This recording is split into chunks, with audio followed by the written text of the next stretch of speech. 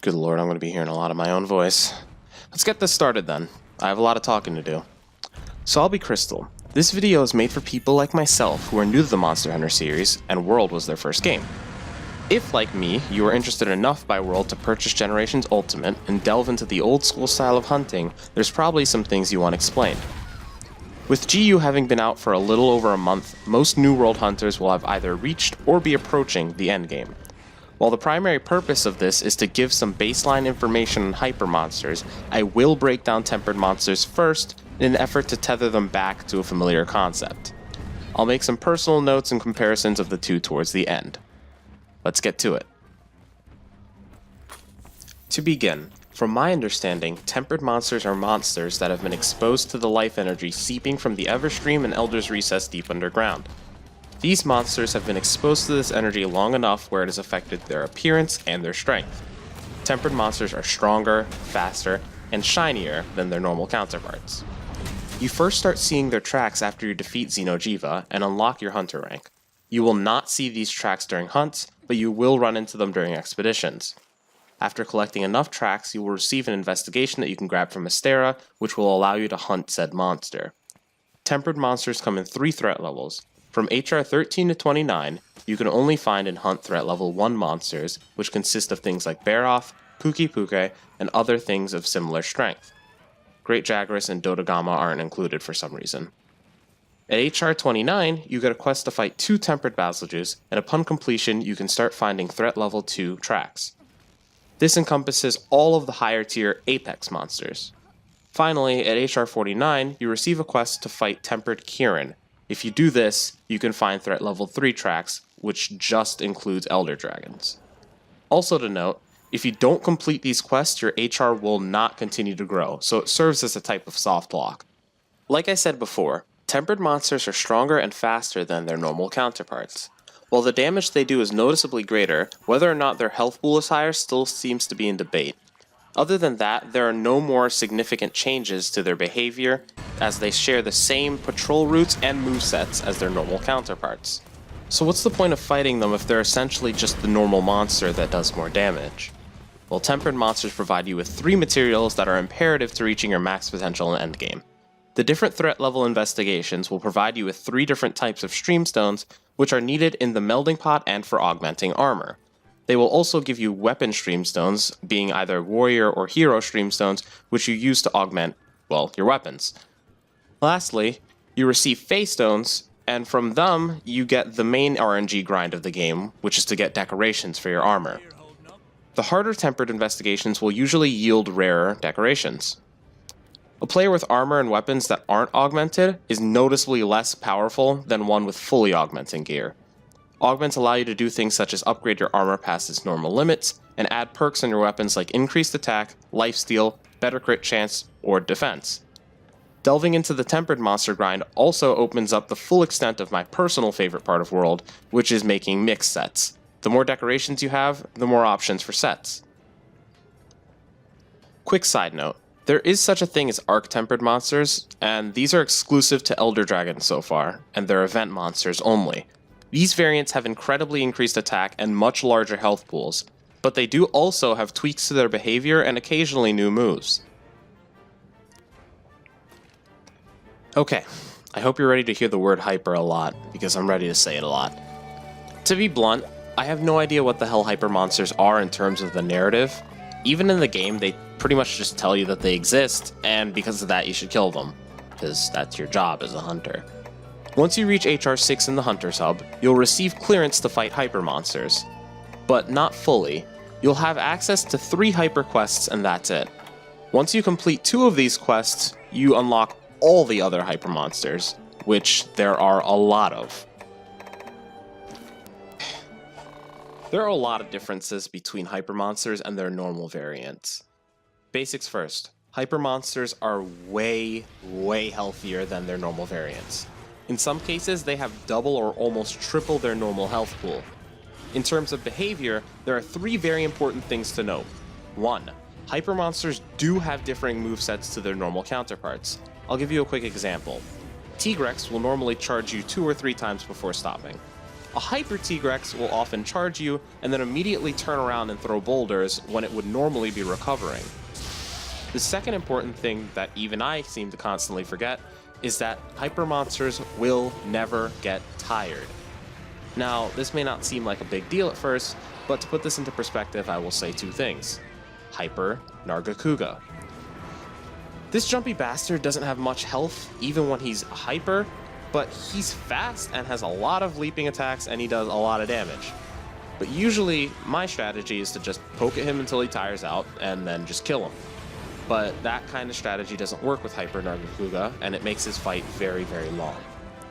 Lastly, Hyper Monsters enrage very often, and they will spend most of the fight enraged. These changes all pale in comparison to the new mechanic included in these fights. Hyper Monsters will have two of their body parts highlighted in what I refer to as a Hyper Aura.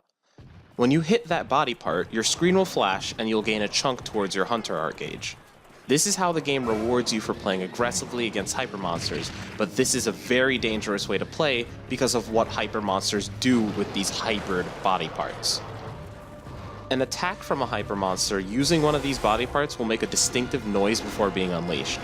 These attacks will be either dramatically faster or slower than normal, so you have to make sure to really be on your toes to dodge or block. But more importantly, these attacks do significantly more damage than normal. I'm talking like double or triple damage. Just to drive this home, a G-rank Silver Othalos' Fireball, while enraged, hurts, especially if you have low fire defense, but it won't normally outright kill you. A hyper G-rank Silver Othalos Fireball, while its face is hypered, yeah, that'll probably just one-shot you. Every Hyper Monster fight works differently from another. Some monsters' hypered body parts will change with each enrage, and I fought some monsters where the body parts never change. Hyper Monsters are definitely meant to be a way of breaking up the monotony of fighting the same monster over and over again. So if these fights are so different from their normal counterparts, then they must be pretty rewarding, right? And yeah, I'd argue that they are. First, depending on what monster you fight, you'll receive a Hyper Hunter ticket.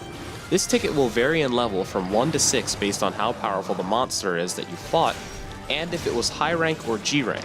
To give reference, a Hyper Tetsukabra in high rank will give you a level 1 ticket, while a Hyper Devil Joe in G rank will give you a level 6. Also, they give Hyper Monster parts. There are a lot of different Hyper parts, and some of them are specific to that monster, and some are general. For instance, a Hyper Talon is a general part that can be used with a whole bunch of different equipment, while a Hyper Silver Rathalos shard is obviously specific to Plesioth. So you can use the Hyper Hunter tickets to upgrade certain weapons to their highest levels, and the materials can be used to make Hyper Armor sets. In order to unlock the ability to make these sets, you have to complete the village request for Little Miss Forge and the Hearth Chief. Once you finish a quest to fight 3 Hyper Tetsukabra in a row, which can take a while if you're doing it by yourself, you can make hyper sets which are distinguished by the letter R in their names. These are incredibly cool armor sets that have a unique look to them and rearranged skills. These sets are pretty ridiculous in how they distribute their skill points though, and they aren't totally practical to use as they are by themselves. For example, Hyper Kirin armor has 19 points in protection. For those who don't know, skills activate at 10 points, and they sometimes have higher levels if you reach 15 or 20 points. But protection caps out at 10, so there's absolutely no need for the extra 9 points. However, since individual parts of the armor can have so many points to one skill, they are excellent for making mixed sets. Okay, so this is the versus or discussion part of the video, so I'm going to talk a little bit more like a normal person, because this is more my opinion. If you don't agree with me, that's fine, but just hear me out. First, out of which one I think is the more difficult endgame grind, I don't think anyone's going to be surprised for me to say that Hyper Monsters are the harder grind. And let me be clear, when I say harder, I don't mean the fight itself being more challenging, because that's subjective to each player. I do mean which on average will take more time to hunt and therefore be a more strenuous experience. A Hyper Monster will always take longer than a Tempered Monster, and that's because Tempered Monsters don't have more health than their normal counterparts, so it won't take you much longer to solo it or multiplayer kill one. But a Hyper Monster, they just have so much more health that even if you're able to dominate and stun lock the monster, it'll still take longer than doing the same to its normal half. Like, I was in a Silver Athalos lobby and we killed it in just barely over a minute and a half. So we decided to switch over to a Hyper Silver Athalos, and using the same strategy, we averaged around 3.5 to 4 minutes per run. And to be blunt, as a person who likes to play solo, I feel safe saying that the damage boost that tempered monsters have does not serve to make the fight more challenging or take longer. Hyper monsters' mechanics, however, they make solo runs much less smooth, especially if your solo strategy is to tire out the monster and then punish it while it's exhausted. The closest thing in world to hyper monsters are arc-tempered monsters, and arc-tempered monsters are a mixed bag. All the fights are more quote-unquote difficult because of the drastically increased health and the ludicrously increased attack. Like, I have an entire set made to counter Kieran, with Thunder Resistance breaking 40 and base defense around 500, but Arc-Tempered Kieran was still totally capable of one-shotting me, which at the time I thought was completely ridiculous. I've heard the term artificial difficulty thrown around when it comes to Arc-Tempereds, and to an extent I can kind of agree, but I do enjoy the subtle differences that come with them. Valhazak has his new sleeping location and he's faster. Teostra has that new attack where he bashes his dumb face into the ground and it makes a little explosion, but then there are some changes which I think were completely for the worse. Like Kushalador's complete immunity to flash bombs. Look, I don't mind nerfing his one blatant weakness, but completely removing it was a bit much considering how some weapons have no way to counter him when he's flying. You just gotta wait, and it's really boring and it slows down the fight and makes it such a drag. If he could be flash bombed just once, I would have no complaints. Okay, so I just remembered that you can flash bomb him, he just doesn't fall anymore, which doesn't make it much better. Also, in between writing my script and recording this, Arc-Tempered Lunastra came out and, well, my thoughts is she was a chore. I didn't enjoy the fight at all, and I wouldn't do it again, honestly. Now, the second point I want to bring up is how beneficial these superpowered monsters are to their respective game. Which grind is more beneficial for making yourself as powerful as possible and reaching the absolute endgame? Well, that goes to World. Decorations and augmented equipment are absolutely necessary to reaching that peak power that most people seek. On top of the grind not being that hard, it becomes really easy for anyone to access endgame as long as you're willing to spend time doing it. Also, the less popular Arc-Tempered monsters aren't necessary. They're really just there to open up more mix set options, which to some people like myself is great, but in reality it's not necessary. What matters is the augments and the decorations. So when I first started getting into GU, I kind of avoided hyper monsters because when I first heard the differences I was completely turned off. Like, why would I be attracted to the prospect of fighting a Khezu with triple health? But what forced me to delve into hyper grinding was my choice of weapon at the time. In GU, I mained the longsword, and I was using the Obsidian Saber. At a certain point, you need Hyper Hunter tickets to continue upgrading it. I had no desire to use any other weapon at the time, so that was that. I had to fight Hypers. When I was researching Hyper monsters, I came across some old forums from Generations where people were actually complaining about this. To put it briefly, they just didn't like Hyper monsters. They said that they were nothing more than health sponges, and that requiring their parts or tickets to upgrade certain equipment was just BS. They even seemed to be condemning Capcom for making hyper monsters instead of just including a G rank. Of course, with GU and the inclusion of G rank, I didn't see much hate for them anymore, and that also goes for Double Cross when it was just in Japan. To be completely honest, it's not the end of the world. Like, in most cases, you really only need to fight 1 or 2 hyper monsters to get your desired equipment to max level, and then you don't have to fight them anymore if you don't want to.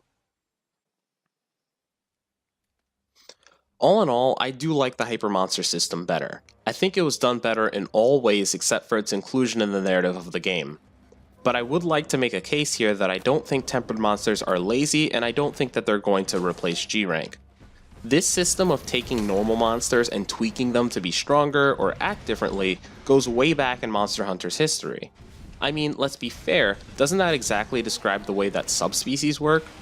Like, an Azure Rathalos is just a blue Rathalos that spends more time flying than its normal counterpart, and it's of course stronger and faster. Silver Rathalos? A Rathalos with different weak spots, harder scales, new breath attacks, and is stronger and faster. But if that comparison is too loose, then you could say that this all started with 4U and its Apex monsters. World is in a tough spot right now, and its endgame content is running pretty dry. I've spent plenty of time playing the game, and I've heard plenty of negative things towards tempered monsters, and I've even met those who have given up on the idea of G-Rank just because tempered monsters exist. Obviously, I don't know any more than anybody else whether or not G-Rank will be a thing in World, but I think it's kinda early to jump to conclusions.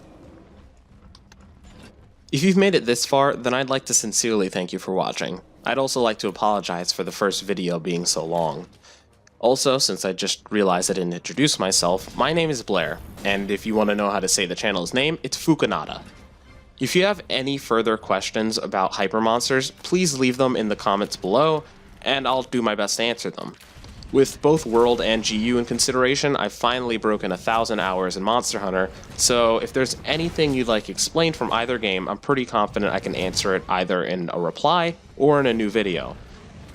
Thanks again for watching, and good luck on your hunts.